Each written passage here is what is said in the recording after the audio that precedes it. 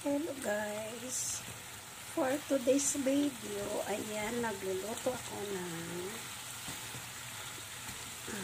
gulay na halo-halo.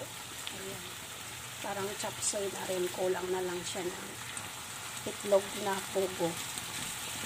Diba yung chapsoy may itlog ng pugo yun? Ito kasi wala eh. Ayan, so ayan lang po ulam namin for today. Ilagyan ko nga pala siya ng meatballs at saka yung tempura. Ayan, tempura po yan guys. Yan, sarap. Hinaan natin yung apoy baka maubusan ng sabaw. Tapos guys, nagluto din pala ako ng tsarering